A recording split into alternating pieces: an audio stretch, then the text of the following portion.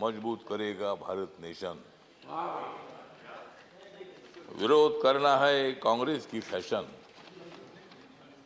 विरोध करना है कांग्रेस की फैशन, इसलिए मैं उनके विरोध में कर रहा हूं भाषण।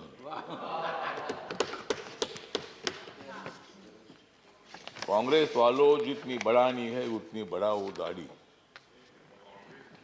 कांग्रेस वालों, जितनी बढ़ानी है उतनी बढ़ाओ दाढ़ी, लेकिन मोदी जी की बहुत ही है मजबूत बॉडी। मोदी जी को मालूम है देश के तमाम लोगों की नाड़ी। मोदी जी को मालूम है देश के तमाम लोगों की नाड़ी, फिर कांग्रेस की कैसी चलेगी उनके सामने गाड़ी।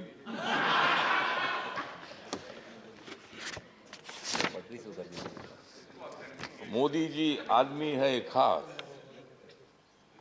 मोदी जी आदमी है खास, इसलिए उनके साथ है रामदास। यस। मोदी जी को विकास की है आस, मोदी जी को विकास की है आस, इसलिए राजनीति में हो गए हैं पास। कांग्रेस वाले हमेशा मारते हैं भास, कांग्रेस वाले हमेशा मारते हैं भास, इसलिए राजनीति में हो रहे हैं नापास। तो आज यहाँ माननीय राष्ट्रपति के अभिभाषण पर चर्चा हो रही है और कांग्रेस वालों का और अपोजिशन का आभार व्यक्त करता हूँ कि मतलब वो रोज वेल में आ रहे थे। ये तो मतलब राष्ट्रपति का अभिभाषण ये है मोदी सरकार के विकास की गंगा। काय के लिए लेते हो उनके साथ पंगा? तो दंगा छोड़कर आपने इस चर्चा में भाग लिया, इसीलिए कांग्रेस पार्टी का मैं आभार व्यक्त करता हूं, अपोजिशन का आभार व्यक्त करता हूं और यही आशा व्यक्त करता हूं कि आप हमेशा उधर ही रहेंगे और हम इधर ही रहेंगे। तो मतलब आप टीका करने के लिए, क्रिटिसाइज करने के लिए आवश्यकता है तो राष्ट्रपति जी का अभिभाषण जो है पॉइंट टू पॉइंट था।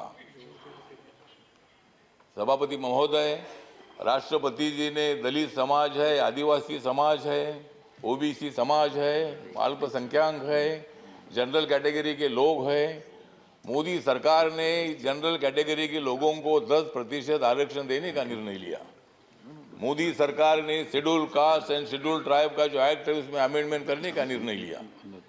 मोदी सरकार ने मतलब बाबा साहब अम्बेडकर जी का जो मेमोरियल है, कांग्रेस पार्टी ने तो बाबा साहब अम्बेडकर जी को 2 बार हराया था। बाबा साहब अम्बेडकर जी को लोकसभा में आने का मौका नहीं दिया था, लेकिन बाबा साहब अम्बेडकर जी का 125वां जन्म दिवस नरेंद्र मोदी जी ने बनाया। बाबा साहब अम्बेडकर जी का फोटो सेंट्रल हॉल में नहीं था, जब वीपी सिंह जी थे तब उन्होंने वो फोटो लगाया। कांग्रेस पार्टी को उसकी भी जानकारी तो नहीं थी कि भाई बाबा साहब का फोटो जी सेंट्रल हॉल में बैठकर बाबा साहब ने संविधान लिखा। ड्राफ्टिंग कमेटी के चेयरमैन के नाते रात रात जाकर 26 अलीपुर रोड में बाबा साहब अम्बेडकर काम करते रहे और मतलब ये काम जयराम रमेश जी, ये काम आपने करना चाहिए था, लेकिन हाँ ठीक है ना, आपने किया नहीं, बाबा साहब अम्बेडकर जी को संविधान सभा में आपने लाया, लेकिन उसके पहले 2 बार बाबा साहब को हराया। मुझे भी शिरडी में हराया, इसीलिए मैं छोड़कर इधर आ गया। मुझे भी शिरडी ने आप लोगों ने हराया, तो इसीलिए ठीक बात है। तो इसीलिए बाबा साहब अम्बेडकर जी के लिए संविधान बदलेंगे, ये बोलते हैं कि भाई संविधान बदलेंगे, कैसा बदलेंगे? हमने तो कांग्रेस को बदला है, संविधान क्यों बदलेगी? संविधान बदलने का विषय नहीं है। जिस मोदी ने 2019 में सेंट्रल हॉल में संविधान को माथा टेक कर उन्होंने शपथ ले ली है कि बाबा साहब के संविधान का भारत में खड़ा करूंगा, सबका साथ सबका विकास, इसलिए दिख रहा है यहाँ अच्छा प्रकाश। तो मतलब मोदी जी ने सबका साथ सबका विकास की भूमिका रखी है और आप चल रहे भारत जोड़ने के लिए। बाबा साहब अम्बेडकर जी ने और संविधान ने भारत को जोड़ ही दिया है। झगड़े होते रहते हैं लेकिन फिर भी हम एक हैं। या कोई पाकिस्तान का संविधान हमारा तो नहीं है, यहाँ कुछ भी हो जाएगा लेकिन देश टूटेगा नहीं। जम्मू कश्मीर भी हमारा है। अभी हमारे साथी बोल रहे थे कि 370 को हटाया है, पहले हमने कांग्रेस को हटाया, फिर 370 को हटाया।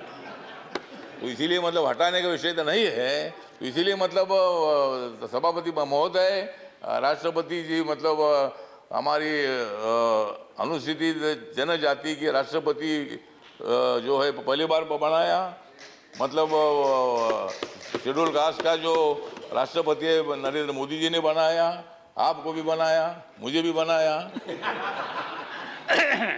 तो इसीलिए मतलब ये राष्ट्रपति का जो अभिभाषण है, तो इसका सपोर्ट करने के लिए जो मेरी रिपब्लिकन पार्टी ऑफ इंडिया है, बाबा साहब अम्बेडकर जी ने स्थापित की हुई पार्टी है, इस पार्टी की तरफ से इस अभिभाषण का सपोर्ट करने के लिए मैं यहाँ खड़ा हूँ।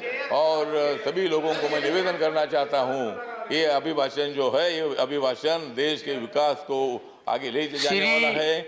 हमारी सरकार आगे बढ़ रही है, सभी लोगों को लेकर आगे बढ़ रही है, और भारत नरेंद्र मोदी ने जोड़ दिया है, आप लोगों को जोड़ने की आवश्यकता नहीं है। शब्दों के साथ मैं 2 शब्द खत्म करता हूँ। जय भीम, जय भारत।